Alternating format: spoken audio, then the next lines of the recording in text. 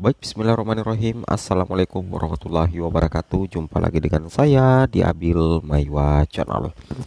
Jadi teman-teman, channel ini merupakan channel pendidikan tempat kita berbagi tentang aplikasi pendidikan Microsoft Office serta tips dan trik komputer.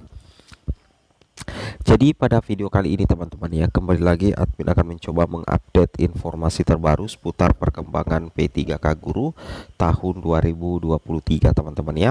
Ini terkait dengan perkiraan persentase kelulusan bisa sangat tinggi teman-teman ya kalau posisian seperti ini. Ini pertanyaan dari salah satu subscriber di channel ini ya, yang bertanya seperti ini. Bang, di daerah saya formasi yang dibutuhkan 282. Sedangkan kami yang lulus administrasi P3 itu ada 58. Sedangkan P4 yang lolos administrasi 45. Catatannya di sini teman-teman, ini yang penting kalian ketahui. P1 dan P2 udah gak ada lagi. Jadi sudah tidak ada lagi P1, sudah tidak ada lagi P2. Sedangkan formasi yang dibutuhkan itu 282. P3-nya ada 58, P4-nya ada 45. Kalau kondisinya seperti ini, sudah tidak ada lagi P1, P2, sedangkan jumlah formasi sangat-sangat lebih besar daripada jumlah pelamar P3 dan P4, asalkan semuanya linear, saya sangat yakin teman-teman ya, seluruh P3 ini berpotensi 100% bisa diangkat semua menjadi ASN P3K. Dan P4 itu belum tentu. Karena kenapa? Karena meskipun jumlah formasinya lebih banyak dari jumlah P4, tapi pertanyaannya kami kembalikan, apakah kira-kira P4 ini bisa melewati nilai ambang batas? Kalau bisa melewati nilai ambang batas, it's okay, lolos semua teman-teman. Berbeda dengan P3, karena P3 itu tidak menggunakan nilai ambang batas. P3 itu tidak menggunakan nilai ambang batas, sehingga ketika P1 dan P2 itu sudah tidak ada lagi, maka tinggal diurutkan P3 setelah mengikuti tes CAT BKN teman-teman ya, untuk mengisi untuk diangkat 58 P3 ini dari 282 formasi. Saya rasa seperti itu kira-kira teman-teman ya. Ini tentunya menjadi kabar baik kalau misalkan posisinya seperti ini teman-teman ya. Kalau posisinya seperti ini ini persentase kelulusannya bisa tinggi teman-teman, kecuali misalkan ada perubahan aturan ya, karena yang kami ketahui ya terkait dengan aturan-aturan seperti ini, kita bisa lihat saja di sini teman-teman ya, bahwasanya teknisnya kan seperti ini ya. Kita buka di bagian sini teman-teman ya. Nah, teknis kan seperti ini. Nah, ini dia mekanisme seleksi P3K Guru tahun 2023. Kebetulan di daerah itu, ini kan posisinya 282 ya, P3-nya ada 58, sedangkan P4-nya 45 misalkan ya. Nah, ini kan guru PG-nya sudah tidak ada. Oke ya. P2 juga sudah tidak ada ya. Otomatis yang tersisa di sini adalah P3. Nah, otomatis P3 ini akan mengikuti tes menggunakan CAT.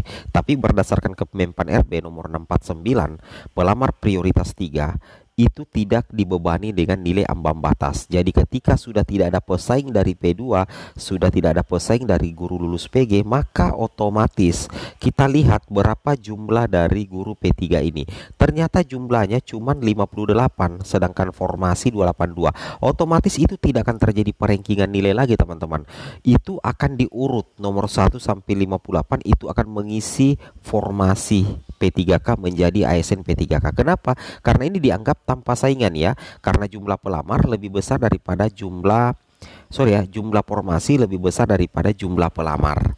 Nah, andaikan di sini ada guru lulus PG, ada P2, maka otomatis posisi P3 di sini otomatis juga terganggu teman-teman ya. Tapi karena kebetulan pesaingnya ini sudah tidak ada P1 ya, sudah tidak ada P1 teman-teman ya, kemudian P2 juga sudah tidak ada, jadi tersisa P3 yang berjumlah 58 ini.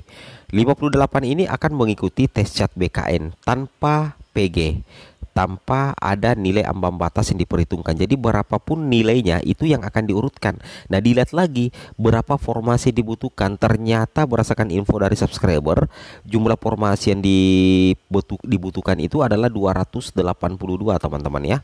Karena jumlah formasi yang dibutuhkan itu 282, ini kan tidak ada PG lagi ya, tinggal diurutkan saja karena jumlah formasinya lebih besar daripada jumlah pelamar P3, sedangkan guru PG dan P2 sudah tidak ada lagi. Jadi yang menguasai ini adalah P3 teman-teman ya.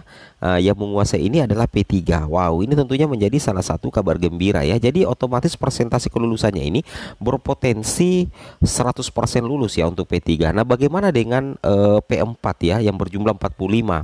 Masih ada tersisa formasi sekitar 230. Sedangkan jumlah P4 ini 45. Apakah P4 ini akan langsung diangkat semua menjadi SNP3K? Belum tentu teman-teman. Perbedaannya dengan P3 tadi ya. Kalau P3 tadi kan itu tidak dibebani dengan nilai passing grade. Saya ulangi ya, P3 tadi tidak dibebani nilai passing grade. Berbeda dengan P4.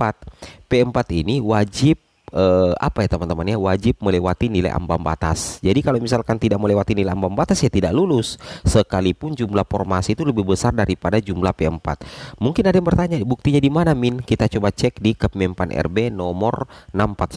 Nah, di sini teman-teman ya, alasan admin menjawab tadi itu karena saya berdasarkan di keputusan Menteri Pendayagunaan Aparatur Negara dan Reformasi Birokrasi Republik Indonesia teman-teman ya, nomor 649 tahun 2023. Ini terkait tentang apa teman-teman ya? Terkait tentang pegawai pemerintah dengan perjanjian kerja untuk jabatan fungsional guru pada instansi daerah tahun anggaran 2023. Nah, buktinya ada di bagian sini teman-teman ya. Buktinya ada di bagian sini ya. Nah, ini dia, kita langsung ke diktum yang terakhir ya. Oke, di Kemenpan RB ini ada diktumnya ya. Sorry ya, ini agak bermasalah. Oke, nah ini dia teman-teman ya, di diktum ke-31. Nah, teman-teman perhatikan di diktum ke-31 ya.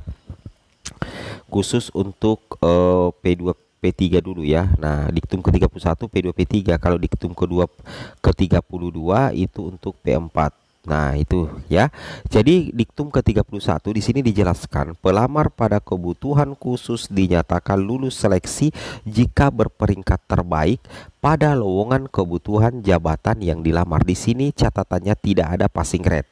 Sedangkan diktum ke-32, pelamar pada kebutuhan umum dinyatakan lulus seleksi jika memenuhi nilai ambang batas dan berperingkat terbaik.